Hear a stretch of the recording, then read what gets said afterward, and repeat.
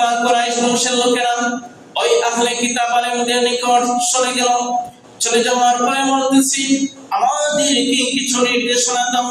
মক্কা কুরাইশ বংশের মধ্যে আব্দুল্লাহর বেটা মুহাম্মদ সে নিজেকে নবী দাবি করতেছে, আমরা তার উপরে ঈমান আনবো কিনা, আমরা তাকে গ্রহণ করব কিনা, এক আল্লাহ হিসেবে ইসলাম ধর্মের উপর আমরা আত্মসমর্পণ করব কিনা, আমাদের জন্য কিছু পরামর্শ দাও। মক্কার আহলে কিতাব তারা তিনটি প্রশ্ন করার জন্য নির্দেশনা দিল।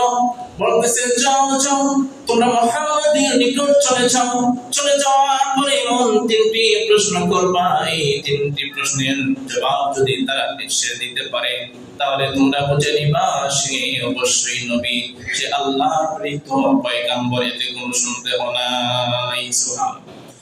তারা এসে নবীজির দরবারে প্রশ্ন করলো, হে আব্দুল্লাহর বেটা মুহাম্মদ, আমরা তোমাকে এমন তিনটি প্রশ্ন করব, যেই তিনটি প্রশ্নের জবাব যদি তুমি দিতে পারো তাহলে আমরা বুঝে নিব তুমি অবশ্যই আল্লাহর প্রেরিত নবী। এক নাম্বার প্রশ্ন হলো, ওয়ায়াসআলুনাকা আনির রূহ, রূহ সম্পর্কে তুমি কি জানো বলো। দুই নাম্বার প্রশ্ন হলো, মান হাযিহিল কাহাফ, মান হাযিহি আসহাবুল কাহাফ, আসহাবে কাহাফ কারা। তিন নম্বর প্রশ্ন হলো, ইসআলুনাকা আন যিল কারনাইন, এই পৃথিবীর মধ্যে সর্বসেরা ক্ষমতাবান একজন বাদশা ছিলেন, বাদশা যুলকারনাইন। এই বাদশা যুলকারনাইন সম্পর্কে তুমি কি জানো, আমাদেরকে বলো। তিনটি প্রশ্ন। এক নম্বর প্রশ্ন, রূহ সম্পর্কে তুমি কি জানো বলো। দুই নম্বর প্রশ্ন, আসহাবে কাহাফ, এমন 7 জন যুবকদের ঘটনা সূরা আসহাবে কাহাফের ঘটনা সূরা আল কাহাফের মধ্যে বলা হয়েছে, গুহাবাসীর বর্ণনা। সূরা আল কাহাফের 9 নম্বর আয়াত থেকে 24 নম্বর আয়াতের মধ্যে এই আয়াতগুলিতে বিস্তারিত বর্ণনা আসহাবে কাহাফ সম্পর্কে বলা হয়েছে। 3 নম্বর ঘটনা হলো ওয়াসআলুনাকা আন যিল কারনাইন, যে আয়াতের একটি অংশ শুরুতে তেলাওয়াত করেছি, যুলকারনাইন সম্পর্কে তুমি কি জানো বলো। ওই সময়টাতে রাসূল কারীম সাল্লাল্লাহু আলাইহি ওয়াসাল্লাম তিনি তো নিজের মন করে কিছু বলেন না। আল্লাহ পাক সূরা নজমে বলছেন, মা ইয়ানতিকু আনিল হাওয়া ইন হুয়া ইল্লা ওয়াহয়ুন ইউহা আল্লামাহু শাদীদুল কুওয়া। আমার প্রিয় নবী মুহাম্মদ সে নিজের মন করে কোনো কিছু বলে না। ইয়ানতিকু আনিল হাওয়া, যতক্ষণ না পর্যন্ত আমি আল্লাহ পাক নির্দেশনা দেই, আমি আল্লাহর পক্ষ থেকে ওয়ার্ডার না যাওয়া পর্যন্ত আমার নবী মুহাম্মদ কিছু বলে না। সুবহানাল্লাহ। ওই সময়টাতে ওই যুবকদেরকে নবীজি বললেন, আচ্ছা তোমাদের প্রশ্নের জবাবগুলি আমি দিব, তবে আমার একটু সময় লাগবে। তিনি নবীজি মনে মনে ভাবতেছেন, এগুলো তো আল্লাহ পাক আমাকে জানান নাই, যখন আল্লাহ জানাবেন তাদেরকে এই জবাবগুলি দেব। নবীজি বললেন, আগামীকাল তোমরা চলে আসবে। আগামীকাল সময় মতো চলে আসছে। নবীজি বলতেছেন, আরো কয়েকদিন পরে তোমরা আসবা। আরো কয়েকদিন পরে আসতেছে।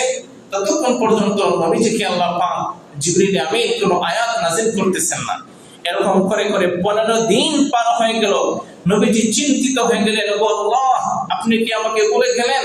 আপনি কি আমাকে অপমানের সম্মুখীন করে ফেললেন? আপনি আমাকে কেন এই তিনটি প্রশ্নের জবাব জিবরিলের মাধ্যমে নাযিল করতেছেন না?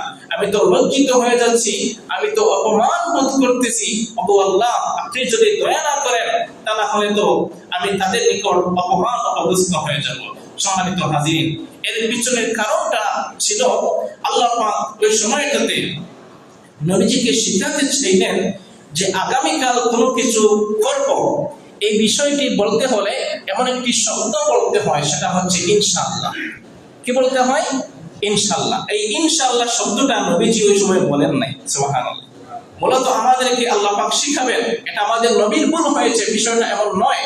আমরা এটা বলতে পারি না। আমরা বিশ্বাস করি আল আম্বিয়া ও মাসুমুন, প্রত্যেকটা নবী পয়গম্বর তারা হলেন মাসুম, তাদের কোনো ভুল ভ্রান্তি হতে পারে না। তাদেরকে আল্লাহ পাক এমন কিছু ঘটনার সম্মুখীন করেন যাতে আমরা শিক্ষা গ্রহণ করতে পারি। ঠিক কিনা বলেন? আল্লাহ সুবহানাহু ওয়া তাআলা কোরআনে আয়াত নাযিল করলেন। আল্লাহ বললেন, ওয়ালা তাকুলান্না লিশাইইন ইন্নী ফাঈলুন যালিকা গাদান ইল্লা আন ইয়াশা আল্লাহ। আল্লাহ। নবীজিকে আল্লাহ পাক বললেন, হে আমার প্রিয় হাবিব, ওয়ালা তাকুলান্না লিশাইইন, আপনি ওই সময় পর্যন্ত কিছু বলবেন না, ইন্নী ফাইলুন যালিকা গাদা, আমি আগামীকাল এই কাজটা করব, ইল্লা আইয়াশা আল্লাহ, ইনশাআল্লাহ ব্যতীত এই কথাটা বলবেন না। সুবহানাল্লাহ। সুতরাং ইনশাআল্লাহ ব্যতীত এই কোন ধরনের কথা বলবেন না। আপনি তাদেরকে জবাব দিয়েছেন আগামীকাল বলবেন, কিন্তু ইনশাআল্লাহ বলেন নাই। এই কারণে আল্লাহ পাক আপনাকে পরীক্ষায় ফেলে দিয়েছেন। 15 দিন পার হয়ে গেছে, আল্লাহ পাক কোনো ধরনের আয়াত নাজিল করেন নাই। 15 দিন পরে আল্লাহ পাক আয়াতগুলি নাজিল করেছেন, 3টি প্রশ্নের জবাব কোরআনের মধ্যে দিয়েছেন। 1 নম্বর প্রশ্ন হলো ওয়ায়াসআলুনাকা আনির রূহ, রূহ সম্পর্কে হে রাসূল আপনাকে লোকেরা জিজ্ঞেস করবে, আপনি বলেন কুলির রূহু মিন আমরি রাব্বি, রূহ সম্পর্কে পৃথিবীর কোনো বিজ্ঞানী, পৃথিবীর কোনো সায়েন্টিস্ট তারা গবেষণা করে কোনো কিছু বলতে পারবে না। কুলির রূহু মিন আমরি রাব্বি, এই রূহটা হলো আল্লাহ পাকের একটি আদেশ মাত্র। সুবহানাল্লাহ। 2 নম্বর প্রশ্ন হলো আসহাবে কাহাফ খানা, আল্লাহ পাক আয়াতে কারীমা নাযিল করে দিলেন, আল হাসিবতা আন্না আসহাবাল কাহাফ ওয়ার রাকিম কানু মিন আয়াতিনা আজাবা। হে রাসূল, আসহাবে কাহাফের ঘটনা এমন একটি আশ্চর্যজনক ঘটনা, যে ঘটনাটি ঘটেছিল আজ থেকে ঈসা নবী যখন পৃথিবীতে এসেছেন, ঈসা নবী বিলুপ্ত হয়ে যাওয়ার পরে যখন আমাদের প্রিয় নবী পৃথিবীতে আসবেন, তার কয়েকশো বছর আগে আসহাবে কাহাফের ঘটনা ঘটেছে। তারা 300 বছর চন্দ্রের হিসেবে 309 বছর যাবত তারা এমন একটি গুহার মধ্যে আশ্রয় গ্রহণ করেছে।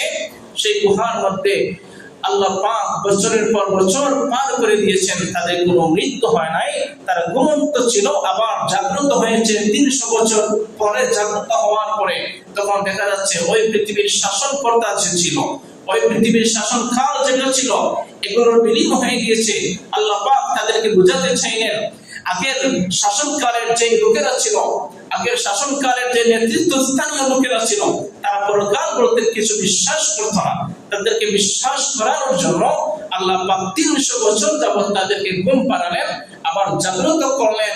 আল্লাহ পাক শিক্ষা দিতে চাইলেন, দেখো তাদেরকে যদি 300টি বছর ঘুম পাড়িয়ে আমি আল্লাহ পাক আবার জাগ্রত করতে পারি, তোমরা মৃত্যুর পরে, মরে যাওয়ার পরে তোমাদেরকে আবার জীবিত করা, এটা আমি আল্লাহর পক্ষে অসম্ভব বলতে কিছু নয়। ঠিক কিনা বলেন?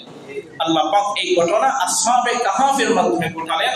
আর এই প্রশ্নটা মক্কার কুরাইশ বংশ থেকে ইহুদি ধর্মের কিছু লোকেরা নবীজিকে প্রশ্ন করেছে, আর আল্লাহ পাক কোরআনের মধ্যে আয়াত নাযিল করার মাধ্যমে এগুলোর জবাব দিয়েছেন। সম্মানিত হাজিরিন, 3 নম্বর প্রশ্ন, নবীজিকে তারা বলেছেন জুলকারনাইন সম্পর্কে তুমি কি জানো বলো।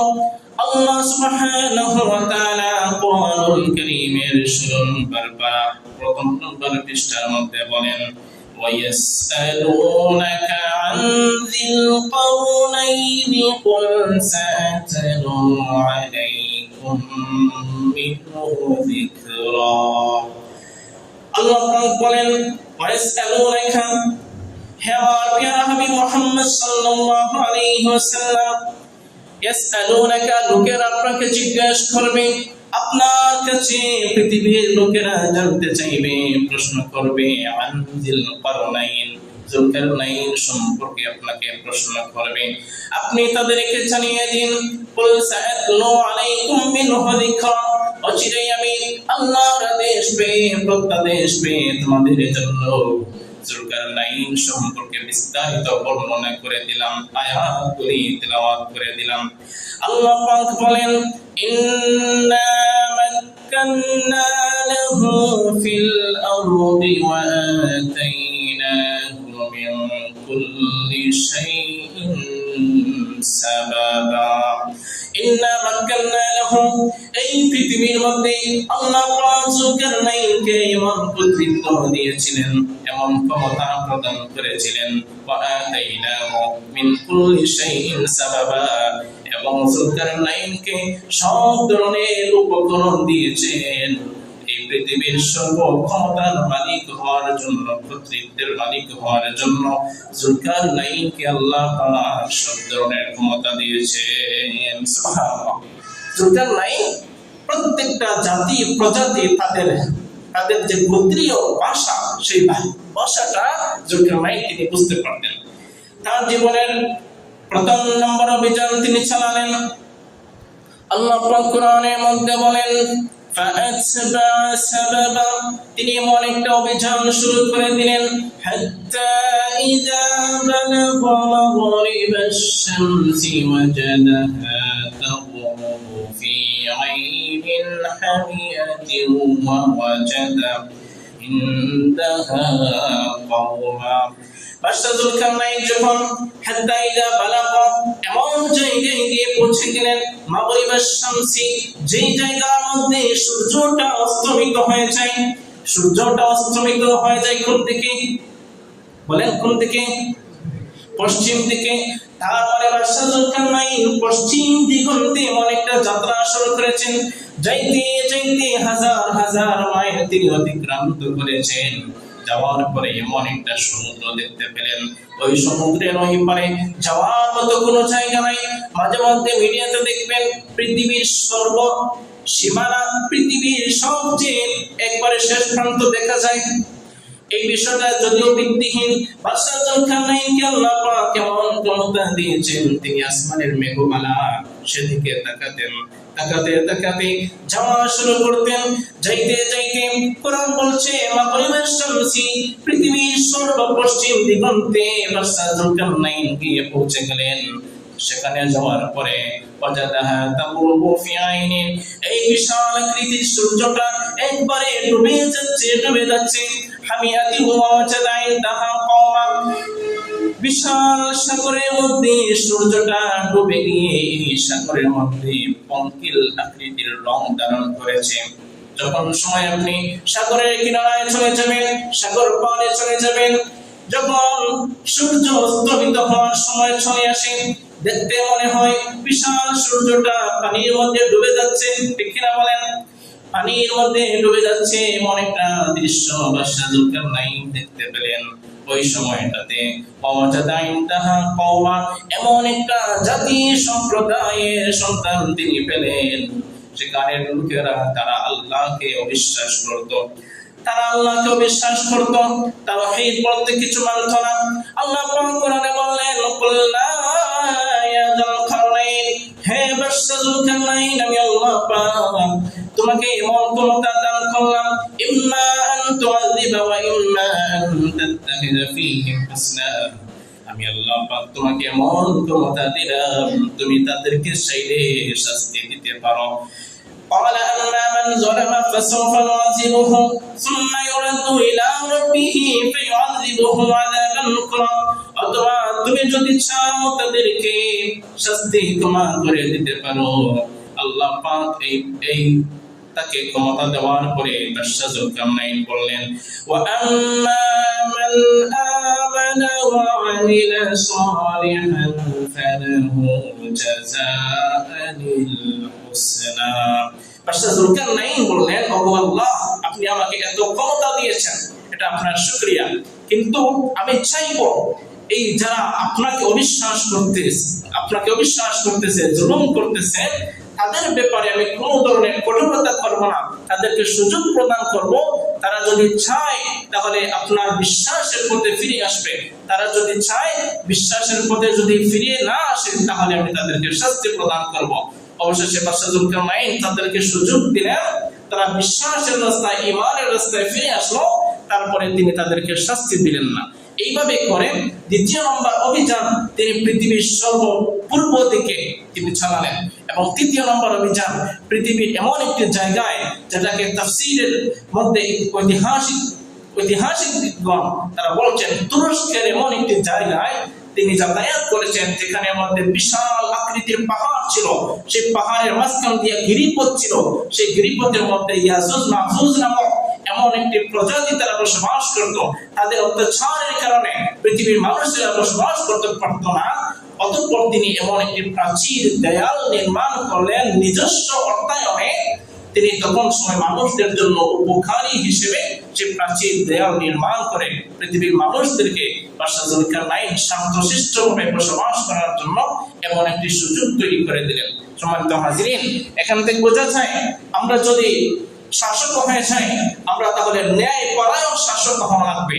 আমরা যদি ক্ষমতাধর হয়ে যাই আমরা ন্যায় পরায়ণ ক্ষমতা আমরা শাসন করতে হবে, যেটার মাধ্যমে বাদশাহ জুলকারনাইন তার ন্যায় পরায়ণতা দিয়ে আল্লাহ পাকের বিশেষ একজন বান্দা হয়েছেন, যার কারণে কুরআনুল কারীমের মধ্যে আল্লাহ পাক তার জীবনের বৃত্তান্ত ঘটনাগুলি কোরআনের মধ্যে আল্লাহ পাক বলেছেন।